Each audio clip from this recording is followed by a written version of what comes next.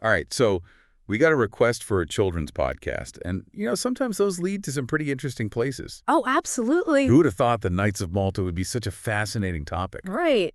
And not just for kids either. No worries, not at all. It's a story full of history, religion, battles, and knights in shining armor. It's like something straight out of a movie. Yeah, it's a deep dive, but one that everyone can enjoy no matter their age. For sure. So for everyone listening in, buckle up, because we're about to uncover the captivating world of the Knights of Malta. Let's do it. Okay, so let's start simple. Who were the Knights of Malta? Well, like many great stories, this one starts humbly, Okay. back in the 11th century with a group known as the Order of St. John. St. John. Yeah, and their original goal was all about helping people. Right. They were dedicated to caring for sick and injured pilgrims who, at that time were making those long and dangerous journeys to the Holy Land. Oh, right. Yeah, the Holy Land. So like a historical term for regions that were important to Christianity, right? Exactly. Jerusalem, Bethlehem, places like that. Gotcha. So these knights, or I guess not knights yet at this point, they were basically like a combination of a hospital and a security detail. Yeah, pretty much. Caring for the sick and protecting those travelers, it was a tough journey back then. Oh, absolutely. Bandits, wild animals, disease. I mean, You name it. yeah, not a trip for the faint of heart. Definitely not. But things changed for the order, right? I mean, they didn't just stay as caregivers forever. You got it. The world was changing around them, and Christendom, or, all the Christian countries together, were facing a lot of threats. Right. So their role evolved, and they went from bandages to battles, becoming this powerful military force absolutely essential in defending Christian territories. Wow. From healers to warriors, that's quite the transformation. It is. It's one of the things that makes their story so fascinating, that blend of religious devotion and military might. So what were some of the defining moments, the battles that really solidified their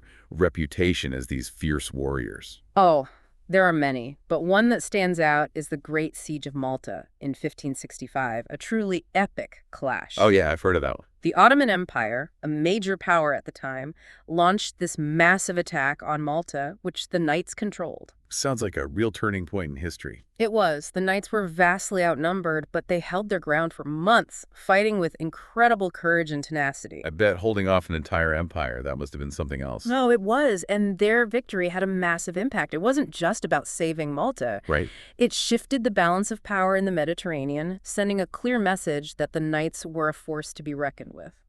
Now, thinking about all this, how did someone even become a Knight of Malta? What kind of journey did they have to go through? It was an incredibly demanding process, a path that often began in boyhood.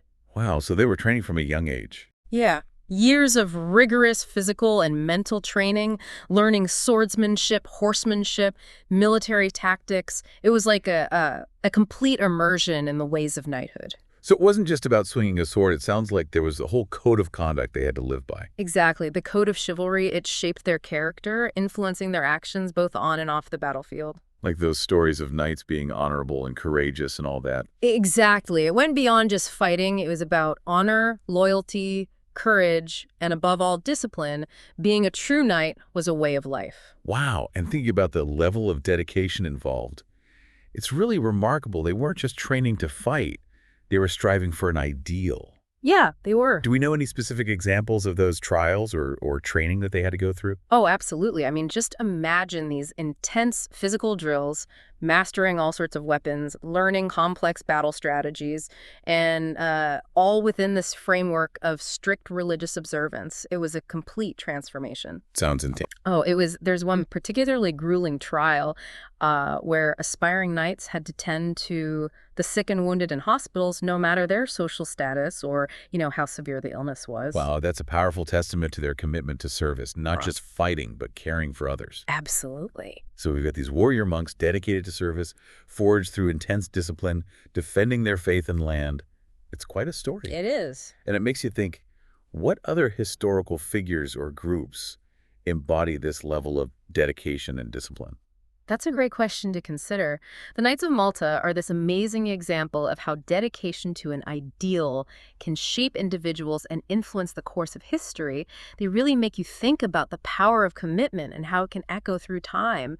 And it's an invitation for all of us to look for those echoes in other historical figures and groups. And maybe even find inspiration for our own lives. Exactly. So there you have it, the Knights of Malta, much more than just a children's story. They're a testament to courage, dedication, and the enduring power of ideals.